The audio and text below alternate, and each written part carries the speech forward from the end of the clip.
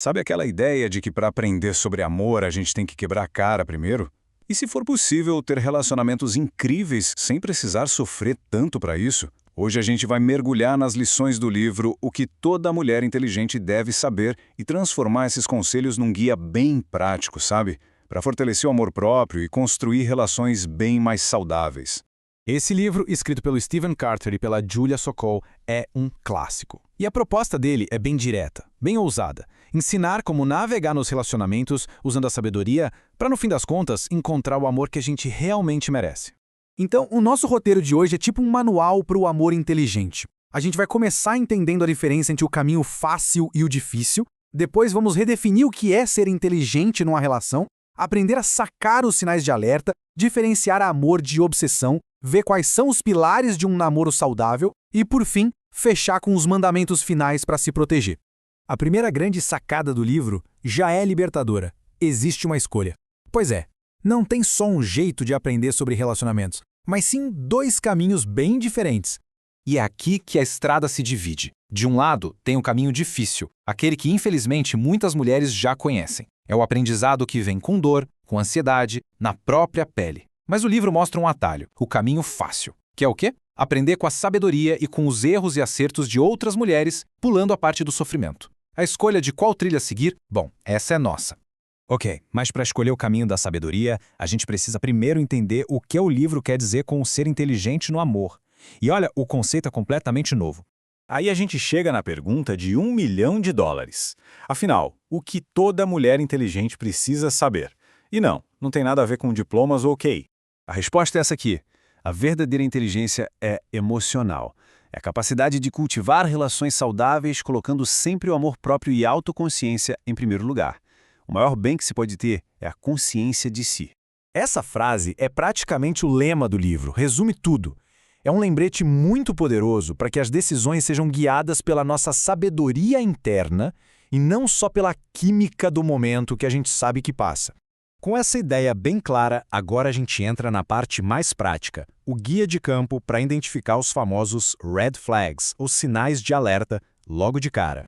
E o livro é bem específico sobre os sinais já no primeiro encontro. É preciso ficar atenta porque pequenos gestos podem dizer muito sobre o caráter de uma pessoa. Por exemplo, ele flerta com a garçonete, atrasou um tempão sem uma boa desculpa, foi grosso com quem estava atendendo, ficou no celular o tempo todo, reclamou da conta. Cada um desses pontos é um alerta piscando. Essa ideia leva a gente para um ponto muito importante. Não se trata de tentar consertar a outra pessoa. O segredo é reconhecer que certas combinações simplesmente não funcionam. E a responsabilidade de identificar isso para se proteger é de cada uma. E saber reconhecer o cara errado leva a gente para um assunto ainda mais delicado, né? A diferença entre um sentimento que constrói e um que destrói.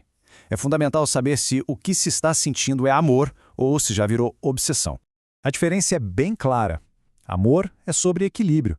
É algo que faz a gente se sentir bem na maior parte do tempo. Já a obsessão é um vício. Causa até sintomas físicos como ansiedade, dor de cabeça.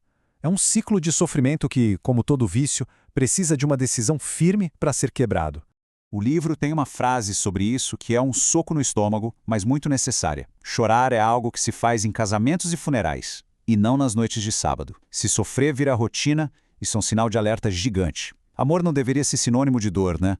Ok, a gente já viu o que evitar. Agora vamos focar no que construir. Quais são os ingredientes essenciais para uma relação que realmente funciona?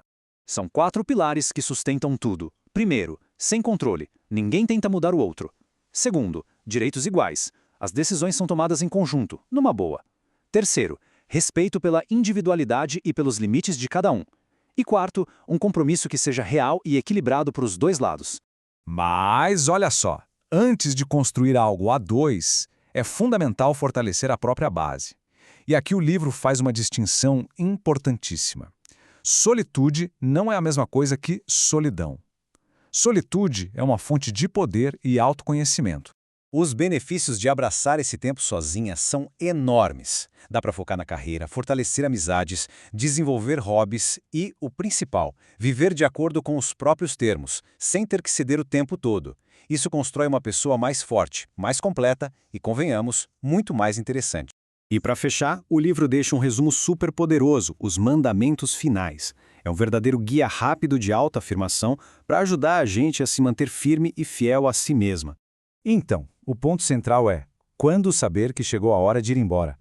Bom, é quando a relação faz alguém se sentir mal com mais frequência do que bem, quando a autoestima começa a ser abalada, quando o medo de perder o outro faz com que as próprias necessidades sejam esquecidas, e principalmente quando a tristeza é simplesmente ignorada. Esses são sinais que não dá para negociar. E para fechar, fica aqui uma reflexão. Depois de toda essa sabedoria, qual o caminho escolher? O do sofrimento ou o da inteligência? A decisão de aplicar essas lições e construir uma vida amorosa mais feliz e mais consciente, esse é um poder que cada pessoa tem dentro de si.